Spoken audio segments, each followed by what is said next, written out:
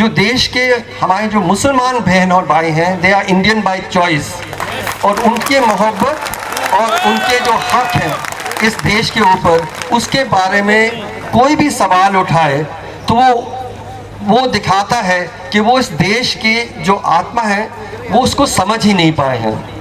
ये बुद्ध, कबीर, नानक का देश है, ये अशोक और अकबर का देश है, ये अंबेडकर और गांधी का देश है, और इस देश को हमें सब मिलके बचाना है। ये जो लड़ाई, और मुझे पूरा यकीन है कि इन्होंने इस कानून के माध्यम से जिस संविधान को ढेर कर दिया है, आज के हिंदुस्तानी उस संविधान के हर जो पत्थर है जिसको उन्होंने बिखराया हुआ है, उसको बहुत मोहब्बत के साथ उसको दोबारा पकड़ेंगे और एक संविधान को इतना मजबूत खड़ा करेंगे कि किसी को इसके बाद हिम्मत नहीं होगी कि उसका इस तरह से वार हो। तो बहुत साफ मैं कहना चाहता हूँ कि हमें समझना है कि ये आज़ादी की लड़ाई का एक दूसरा दौर शुरू हुआ है। आज़ादी की पहली लड़ाई अंग्रेज़ों के ख़िलाफ़, उनके गुलामी के ख़िलाफ़ तो हम जीत गए हैं, लेकिन हमारे दिलों में जो नफ़रत और जो हमें बांटने की कोशिश कर रहे हैं, उनके ख़िलाफ़ हमारी जो लड़ाई है वो अभी भी जारी है। सिटीजन अमेंडमेंट एक्ट जो बन गया है और उसके साथ जो NRC है, उसको हमें अन्यायपूर्ण मानते हैं, तो उसका सामना हम कैसा करें। तो गांधी जी ने हमें सिखाया था कि उसका हमें डिसोबीडियंस करना है, मतलब हम कहेंगे कि हम इस कानून को मानते ही नहीं हैं, हम इसका अवमानना करेंगे, हम खुल के इसका अवमानना करेंगे, हज़ारों लाखों की संख्या में हम इसका अवमानना करेंगे, लेकिन वहाँ तक वो पूरा नहीं हो।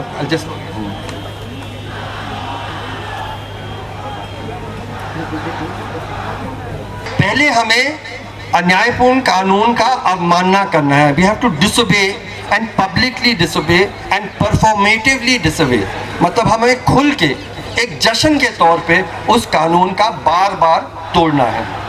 तो गांधी जी ने ये तो पहले सिखाया था, लेकिन उसका एक दूसरी ज़रूरत भी है कि कानून आपको सिर्फ तोड़ना नहीं है, बल्कि उस कानून के तोड़ने का जो सज़ा है कानून में जो लिखा गया है, उसे आपको स्वीकार भी करना होगा और ज़िद होगी कि हमें भी ये सज़ा मिलनी है।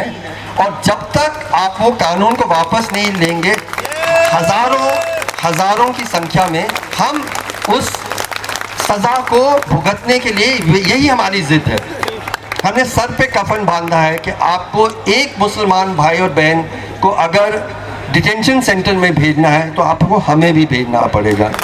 आपने एक भी मुसलमान भाई और बहन के नागरिकता के अधिकारों को वापस लिया है, उनसे वोट का अधिकार वापस लिया है, या संपत्ति मतलब रखने का अधिकार वापस लिया है, तो हमसे भी ये हमारी ज़िद है, हमारी मांग है कि आपको हमें भी ये सज़ा देनी होगी। अब इसके बारे में जब मैंने थोड़ा ज़्यादा सोचा और मैं थोड़ा सा एक्सप्लेन करना चाहता हूँ।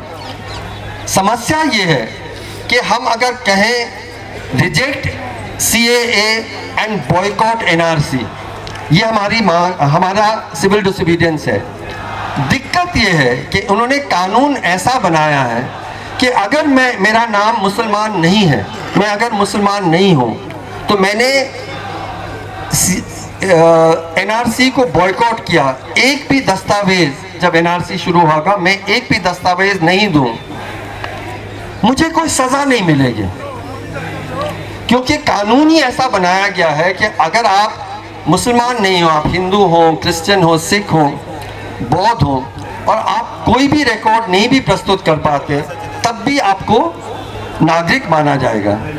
सिर्फ जो हमारे मुसलमान भाई और बहन हैं, वो अगर रिकॉर्ड दस्तावेज नहीं प्रस्तुत करेंगे, उन्हें फॉरेनर घोषित करके उन्हें डिटेंशन सेंटर में रखा जाएगा।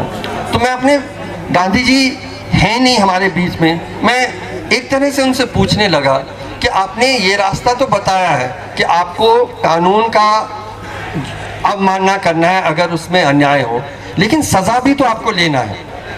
तो मैं सज़ा कैसे ले सकता हूँ? और मुझे ये रास्ता सामने आया कि मैंने कहा कि मैं सरकारी दस्तावेज़ों में जब एनआरसी होगा तो मैं पहले, मेरा सिविल डिसोबीडियंस का पहला कदम है कि मैं अपने आप को मुसलमान घोषित करूंगा सरकार के अभिलेखों में। इसका ये मतलब नहीं है कि मैं अपना धर्म परिवर्तन करूंगा। मेरे माँ बाप सिख थे, मैं अपने आप को एक सिर्फ इंसानियत पे मेरा यकीन है और हर मज़हब के लिए मेरा इज़्ज़त है, सम्मान है, वो कभी बदलेगा नहीं। लेकिन सरकार अगर मेरे मुसलमान भाइयों और बहनों को इस कानून के माध्यम से उनको डिटेंशन सेंटर और उनके नागरिकता हक वापस ले रही है, तो मेरा सिविल डिसोबीडियंस पहला ये है कि मैं अपने आप को सरकार के सामने कहूँगा कि मुझे मुसलमान माना जाए और I will register as a Muslim. और मेरा अनुरोध यहाँ है कि हर जो गैर मुसलमान इस जगह इकट्ठा हुए वो भी तय करें कि सबसे पहले सरकार के सामने we are all Muslim now. If Muslims are going to be persecuted in this country, we will all stand together as Muslims। और उसके बाद फिर सरकार देखे, हज़ारों लाखों संख्या में अगर हम इस तरह से इकट्ठा हों और हम सब फिर एनआरसी को बॉयकॉट करें। और मेरे जो मुस्लिम भाई और बहन यहाँ इकट्ठा है, मैं उनसे अनुरोध करूँगा कि आप में से कई लोग हैं जो दस्तावेज़ प्रस्तुत कर पाएंगे, लेकिन अगर आप वो दस्तावेज़ रखें और आपके जो गरीब भाई और बहन हैं वो नहीं रख पाए तो आप तो बच गए, लेकिन उनका क्या होगा? तो इसलिए हम लोग सबको तय करना होगा एक कि we are all Muslim now, और उसके बाद none of us we will all boycott the NRC.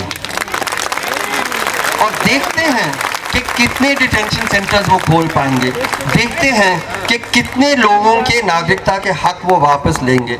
अगर सचमुच हज़ारों नहीं लाखों करोड़ों की संख्या में हम इस अवमानना को करेंगे, तभी और सिर्फ तभी हम मोहब्बत के साथ